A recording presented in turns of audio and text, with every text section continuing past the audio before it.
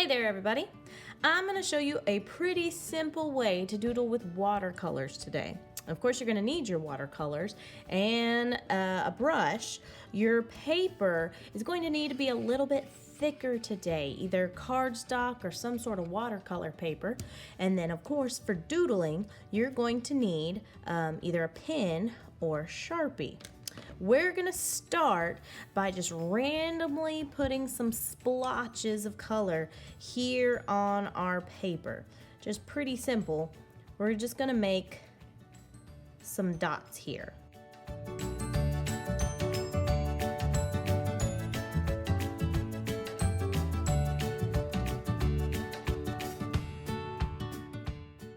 So there are my dots.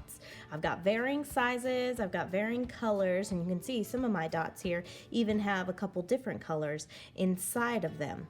I'm going to let this dry and then I'm going to come back and doodle.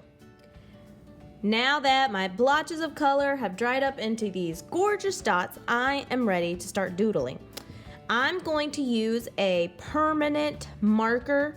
If you use something other than a permanent marker, then when you go back and paint on top, there is a chance that the color will bleed out. So I'm going to use my permanent marker here because there is less chance of that. And what I'm going to do is I'm going to start outlining around some of these dots. I'm going to go around each of these dots, and I might even go inside some of these dots.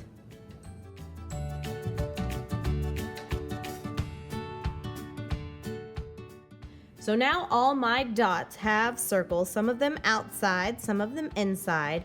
I'm going to continue with my permanent marker and I'm going to start adding petals.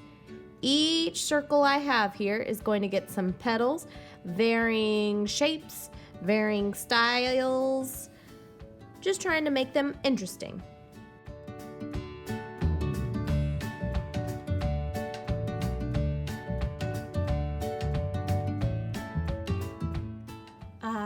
What a lovely garden. Now, since I used the Sharpie, I can go back with my watercolors and paint in all these petals.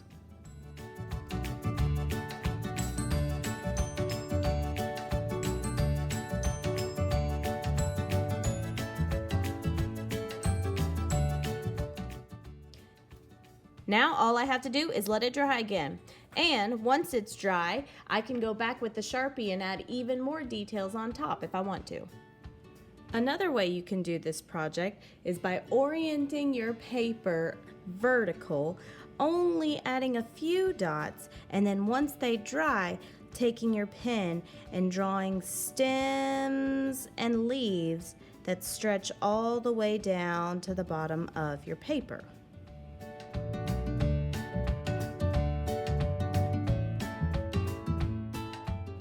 You can also add details to the flowers.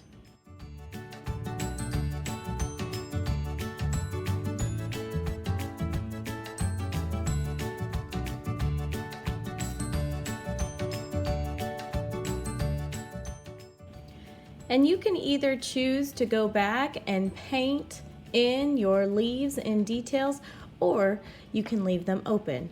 I really like the effect that it has just like this, so I'm going to leave mine open. And there you have it. 2 sweet and simple ways to doodle with watercolor.